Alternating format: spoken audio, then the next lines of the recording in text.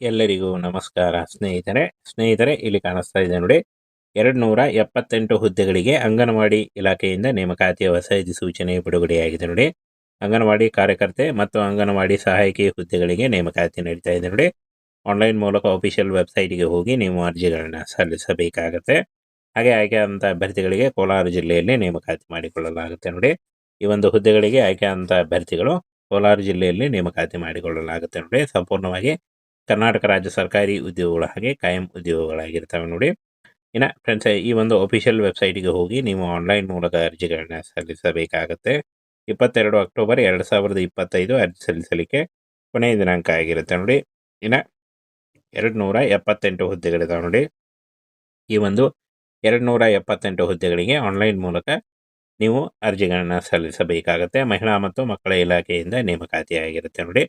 ಇಲ್ಲಿ ಕಾಣಿಸ್ತಾ ಇದೆ, ಇಲಾಖೆಯ ಹೆಸರು ಮಹಿಳಾ ಮತ್ತು ಮಕ್ಕಳ ಅಭಿವೃದ್ಧಿ ಇಲಾಖೆಯಿಂದ ನೇಮಕಾತಿ ಆಗಿರುತ್ತೆ. ಇನ್ನು ಅಂಗನವಾಡಿ ಕಾರ್ಯಕರ್ತೆ ಮತ್ತು ಅಂಗನವಾಡಿ ಸಹಾಯಕಿ ಹುದ್ದೆಗಳಾಗಿರ್ತವೆ. ಒಟ್ಟು 278 ಹುದ್ದೆಗಳು. ಇನ್ನು ಸಂಬಳ ನೋಡಿ 15,000ದಿಂದ 20,000ವರೆಗೂ ಪರ್ ಮಂತ್ ಸ್ಯಾಲರಿ ಆಗಿರುತ್ತೆ. ಇದು ಜಾಸ್ತಿ ಕೂಡ ಆಗ್ತಾ ಹೋಗುತ್ತೆ. ಇನ್ನು ಉದ್ಯೋಗ ಸ್ಥಳ ಕೋಲಾರ ಜಿಲ್ಲೆಯಲ್ಲಿ ನೇಮಕಾತಿ ಮಾಡಿಕೊಳ್ಳಲಾಗುತ್ತೆ ನೋಡಿ. ಹಾಗೆ ಇನ್ನು ಅರ್ಜಿ ಸಲ್ಲಿಸುವ ವಿಧಾನ ಆನ್ಲೈನ್ ಮೂಲಕ ಅಫಿಷಿಯಲ್ ವೆಬ್ಸೈಟ್ಗೆ ಹೋಗಿ ನೀವು ಅರ್ಜಿಗಳನ್ನ ಸಲ್ಲಿಸಬೇಕು ನೋಡಿ. ಈ ಒಂದು ಅಫಿಷಿಯಲ್ ವೆಬ್ಸೈಟನ್ನು ನೋಟ್ ಮಾಡ್ಕೊಳ್ಳಿ. ಹಾಗೆ ಈ ಒಂದು ಅಪ್ಲಿಕೇಶನ್ ಫಾರ್ಮ್ ಏನು ಡೈರೆಕ್ಟಾಗಿ ಅಪ್ಲಿಕೇಶನ್ ಫಾರ್ಮ್ ಲಿಂಕನ್ನು ವಿಡಿಯೋ ಡಿಸ್ಕ್ರಿಪ್ಷನ್ ಬಾಕ್ಸಲ್ಲಿ ಕೊಟ್ಟಿರ್ತೀನಿ ನೋಡಿ. ಅಲ್ಲಿಗೆ ಹೋಗಿ ನೀವು ಡೈರೆಕ್ಟಾಗಿ ಅರ್ಜಿಗಳನ್ನು ಸಲ್ಲಿಸಬಹುದು. ಪೋಸ್ಟ್ ಹೆಸರು ಮತ್ತು ಪೋಸ್ಟ್ಗಳ ಸಂಖ್ಯೆ ನೋಡಿ.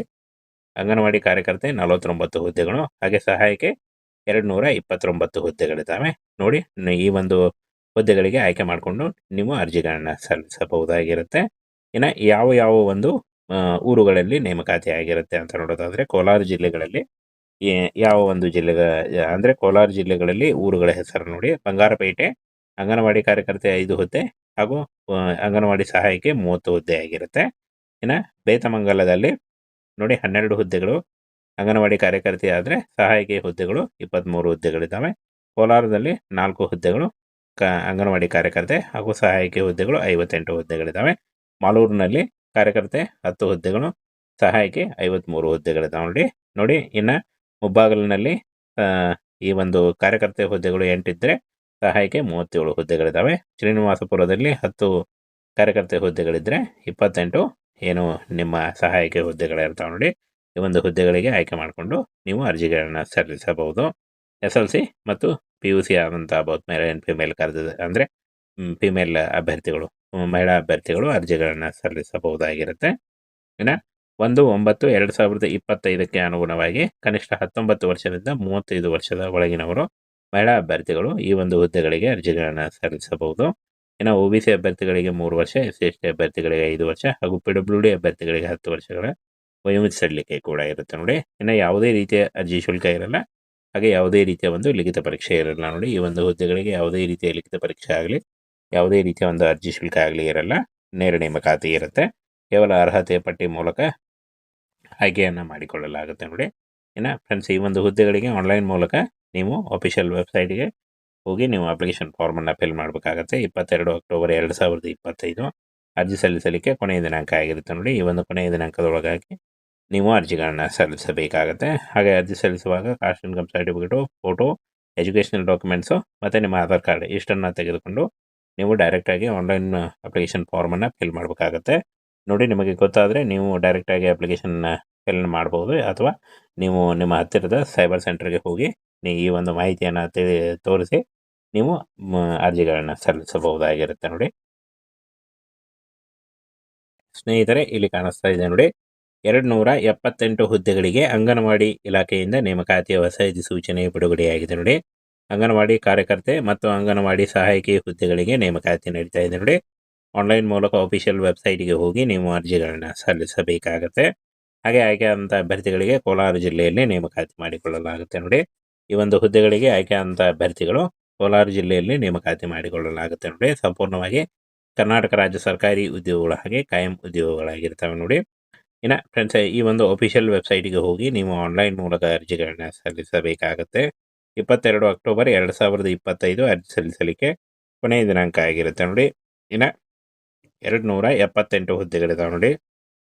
ಈ ಒಂದು 278 ಹುದ್ದೆಗಳಿಗೆ ಆನ್ಲೈನ್ ಮೂಲಕ ನೀವು ಅರ್ಜಿಗಳನ್ನು ಸಲ್ಲಿಸಬೇಕಾಗತ್ತೆ. ಮಹಿಳಾ ಮತ್ತು ಮಕ್ಕಳ ಇಲಾಖೆಯಿಂದ ನೇಮಕಾತಿಯಾಗಿರುತ್ತೆ ನೋಡಿ. ನೋಡಿ ಇಲ್ಲಿ ಕಾಣಿಸ್ತಾ ಇದೆ. ಇಲಾಖೆಯ ಹೆಸರು ಮಹಿಳಾ ಮತ್ತು ಮಕ್ಕಳ ಅಭಿವೃದ್ಧಿ ಇಲಾಖೆಯಿಂದ ನೇಮಕಾತಿಯಾಗಿರುತ್ತೆ. ಇನ್ನು ಅಂಗನವಾಡಿ ಕಾರ್ಯಕರ್ತೆ ಮತ್ತು ಅಂಗನವಾಡಿ ಸಹಾಯಕಿ ಹುದ್ದೆಗಳಾಗಿರ್ತವೆ. ಒಟ್ಟು 278 ಹುದ್ದೆಗಳು. ಇನ್ನು ಸಂಬಳ ನೋಡಿ 15,000ದಿಂದ 20,000ವರೆಗೂ ಪರ್ ಮಂತ್ ಸ್ಯಾಲರಿ ಆಗಿರುತ್ತೆ. ಇದು ಜಾಸ್ತಿ ಕೂಡ ಆಗ್ತಾ ಹೋಗುತ್ತೆ. ಇನ್ನು ಉದ್ಯೋಗ ಸ್ಥಳ ಕೋಲಾರ ಜಿಲ್ಲೆಯಲ್ಲಿ ನೇಮಕಾತಿ ಮಾಡಿಕೊಳ್ಳಲಾಗುತ್ತೆ ನೋಡಿ. ಹಾಗೆ ಇನ್ನು ಅರ್ಜಿ ಸಲ್ಲಿಸುವ ವಿಧಾನ ಆನ್ಲೈನ್ ಮೂಲಕ ಅಫಿಷಿಯಲ್ ವೆಬ್ಸೈಟ್ಗೆ ಹೋಗಿ ನೀವು ಅರ್ಜಿಗಳನ್ನು ಸಲ್ಲಿಸಬೇಕು ನೋಡಿ. ಈ ಒಂದು ಅಫಿಷಿಯಲ್ ವೆಬ್ಸೈಟನ್ನು ನೋಟ್ ಮಾಡ್ಕೊಳ್ಳಿ. ಹಾಗೆ ಈ ಒಂದು ಅಪ್ಲಿಕೇಶನ್ ಫಾರ್ಮ್ ಏನು ಡೈರೆಕ್ಟಾಗಿ ಅಪ್ಲಿಕೇಶನ್ ಫಾರ್ಮ್ ಲಿಂಕನ್ನು ವಿಡಿಯೋ ಡಿಸ್ಕ್ರಿಪ್ಷನ್ ಬಾಕ್ಸಲ್ಲಿ ಕೊಟ್ಟಿರ್ತೀನಿ ನೋಡಿ. ಅಲ್ಲಿಗೆ ಹೋಗಿ ನೀವು ಡೈರೆಕ್ಟಾಗಿ ಅರ್ಜಿಗಳನ್ನು ಸಲ್ಲಿಸಬಹುದು. ಪೋಸ್ಟ್ ಹೆಸರು ಮತ್ತು ಪೋಸ್ಟ್ಗಳ ಸಂಖ್ಯೆ ನೋಡಿ. ಅಂಗನವಾಡಿ ಕಾರ್ಯಕರ್ತೆ 49 ಹುದ್ದೆಗಳು, ಹಾಗೆ ಸಹಾಯಕಿ 229 ಹುದ್ದೆಗಳಿದ್ದಾವೆ ನೋಡಿ. ಈ ಒಂದು ಹುದ್ದೆಗಳಿಗೆ ಆಯ್ಕೆ ಮಾಡಿಕೊಂಡು ನೀವು ಅರ್ಜಿಗಳನ್ನು ಸಲ್ಲಿಸಬಹುದಾಗಿರುತ್ತೆ. ಇನ್ನು ಯಾವ ಒಂದು ಊರುಗಳಲ್ಲಿ ನೇಮಕಾತಿ ಆಗಿರುತ್ತೆ ಅಂತ ನೋಡೋದಾದರೆ ಕೋಲಾರ ಜಿಲ್ಲೆಗಳಲ್ಲಿ ಯಾವ ಒಂದು ಅಂದರೆ ಕೋಲಾರ ಜಿಲ್ಲೆಗಳಲ್ಲಿ ಊರುಗಳ ಹೆಸರು ನೋಡಿ. ಬಂಗಾರಪೇಟೆ ಅಂಗನವಾಡಿ ಕಾರ್ಯಕರ್ತೆ 5 ಹುದ್ದೆ ಹಾಗೂ ಅಂಗನವಾಡಿ ಸಹಾಯಕಿ 30 ಹುದ್ದೆ ಆಗಿರುತ್ತೆ. ಇನ್ನು ಬೇತಮಂಗಲದಲ್ಲಿ ನೋಡಿ 12 ಹುದ್ದೆಗಳು, ಅಂಗನವಾಡಿ ಕಾರ್ಯಕರ್ತೆ ಆದರೆ ಸಹಾಯಕಿ ಹುದ್ದೆಗಳು 23 ಹುದ್ದೆಗಳಿದ್ದಾವೆ. ಕೋಲಾರದಲ್ಲಿ 4 ಹುದ್ದೆಗಳು, ಅಂಗನವಾಡಿ ಕಾರ್ಯಕರ್ತೆ ಹಾಗೂ ಸಹಾಯಕಿ ಹುದ್ದೆಗಳು 58 ಹುದ್ದೆಗಳಿದ್ದಾವೆ. ಮಾಲೂರಿನಲ್ಲಿ ಕಾರ್ಯಕರ್ತೆ 10 ಹುದ್ದೆಗಳು, ಸಹಾಯಕಿ 53 ಹುದ್ದೆಗಳಿದ್ದಾವೆ ನೋಡಿ. ಇನ್ನು ಮುಬ್ಬಾಗಲಿನಲ್ಲಿ ಈ ಒಂದು ಕಾರ್ಯಕರ್ತೆ ಹುದ್ದೆಗಳು 8 ಇದ್ದರೆ ಸಹಾಯಕಿ 37 ಹುದ್ದೆಗಳಿದ್ದಾವೆ. ಶ್ರೀನಿವಾಸಪುರದಲ್ಲಿ 10 ಕಾರ್ಯಕರ್ತೆ ಹುದ್ದೆಗಳಿದ್ದರೆ 28 ಏನು ನಿಮ್ಮ ಸಹಾಯಕಿ ಹುದ್ದೆಗಳಿರ್ತಾವೆ ನೋಡಿ. ಈ ಒಂದು ಹುದ್ದೆಗಳಿಗೆ ಆಯ್ಕೆ ಮಾಡಿಕೊಂಡು ನೀವು ಅರ್ಜಿಗಳನ್ನು ಸಲ್ಲಿಸಬಹುದು. SLC ಮತ್ತು PUC ಆದಂಥ ಬೋತ್ ಮೇಲ್ ಆ್ಯಂಡ್ ಫಿಮೇಲ್ ಅಂದರೆ ಫಿಮೇಲ್ ಅಭ್ಯರ್ಥಿಗಳು, ಮಹಿಳಾ ಅಭ್ಯರ್ಥಿಗಳು ಅರ್ಜಿಗಳನ್ನು ಸಲ್ಲಿಸಬಹುದಾಗಿರುತ್ತೆ. ಇನ್ನು 1/9/2025ಕ್ಕೆ ಅನುಗುಣವಾಗಿ ಕನಿಷ್ಠ 19 ವರ್ಷದಿಂದ 35 ವರ್ಷದ ಒಳಗಿನವರು ಮಹಿಳಾ ಅಭ್ಯರ್ಥಿಗಳು ಈ ಒಂದು ಹುದ್ದೆಗಳಿಗೆ ಅರ್ಜಿಗಳನ್ನು ಸಲ್ಲಿಸಬಹುದು. ಇನ್ನು OBC ಅಭ್ಯರ್ಥಿಗಳಿಗೆ 3 ವರ್ಷ, SC/ST ಅಭ್ಯರ್ಥಿಗಳಿಗೆ 5 ವರ್ಷ ಹಾಗೂ PWD ಅಭ್ಯರ್ಥಿಗಳಿಗೆ 10 ವರ್ಷಗಳ ವಯೋಮಿತಿ ಸಡಿಲಿಕೆ ಕೂಡ ಇರುತ್ತೆ ನೋಡಿ. ಇನ್ನು ಯಾವುದೇ ರೀತಿಯ ಅರ್ಜಿ ಶುಲ್ಕ ಇರಲ್ಲ, ಹಾಗೆ ಯಾವುದೇ ರೀತಿಯ ಒಂದು ಲಿಖಿತ ಪರೀಕ್ಷೆ ಇರಲ್ಲ ನೋಡಿ. ಈ ಒಂದು ಹುದ್ದೆಗಳಿಗೆ ಯಾವುದೇ ರೀತಿಯ ಲಿಖಿತ ಪರೀಕ್ಷೆ ಆಗಲಿ, ಯಾವುದೇ ರೀತಿಯ ಒಂದು ಅರ್ಜಿ ಶುಲ್ಕ ಆಗಲಿ ಇರಲ್ಲ. ನೇರ ನೇಮಕಾತಿ ಇರುತ್ತೆ. ಕೇವಲ ಅರ್ಹತೆ ಪಟ್ಟಿ ಮೂಲಕ ಆಯ್ಕೆಯನ್ನು ಮಾಡಿಕೊಳ್ಳಲಾಗುತ್ತೆ ನೋಡಿ. ಇನ್ನು ಫ್ರೆಂಡ್ಸ್, ಈ ಒಂದು ಹುದ್ದೆಗಳಿಗೆ ಆನ್ಲೈನ್ ಮೂಲಕ ನೀವು ಅಫಿಷಿಯಲ್ ವೆಬ್ಸೈಟ್ಗೆ ಹೋಗಿ ನೀವು ಅಪ್ಲಿಕೇಶನ್ ಫಾರ್ಮನ್ನು ಫಿಲ್ ಮಾಡಬೇಕಾಗತ್ತೆ. 22 ಅಕ್ಟೋಬರ್ 2025 ಅರ್ಜಿ ಸಲ್ಲಿಸಲಿಕ್ಕೆ ಕೊನೆಯ ದಿನಾಂಕ ಆಗಿರುತ್ತೆ ನೋಡಿ. ಈ ಒಂದು ಕೊನೆಯ ದಿನಾಂಕದೊಳಗಾಗಿ ನೀವು ಅರ್ಜಿಗಳನ್ನು ಸಲ್ಲಿಸಬೇಕಾಗತ್ತೆ. ಹಾಗೆ ಅರ್ಜಿ ಸಲ್ಲಿಸುವಾಗ caste income certificate, photo, educational documents ಮತ್ತು ನಿಮ್ಮ ಆಧಾರ್ ಕಾರ್ಡ್ ಇಷ್ಟನ್ನು ತೆಗೆದುಕೊಂಡು ನೀವು ಡೈರೆಕ್ಟಾಗಿ ಆನ್ಲೈನ್ ಅಪ್ಲಿಕೇಶನ್ ಫಾರ್ಮನ್ನು ಫಿಲ್ ಮಾಡಬೇಕಾಗತ್ತೆ ನೋಡಿ. ನಿಮಗೆ ಗೊತ್ತಾದರೆ ನೀವು ಡೈರೆಕ್ಟಾಗಿ ಅಪ್ಲಿಕೇಶನ್ನ ಫಿಲ್ ಮಾಡ್ಬೋದು, ಅಥವಾ ನೀವು ನಿಮ್ಮ ಹತ್ತಿರದ ಸೈಬರ್ ಸೆಂಟರ್ಗೆ ಹೋಗಿ ಈ ಒಂದು ಮಾಹಿತಿಯನ್ನು ತೋರಿಸಿ ನೀವು ಅರ್ಜಿಗಳನ್ನು ಸಲ್ಲಿಸಬಹುದಾಗಿರುತ್ತೆ ನೋಡಿ.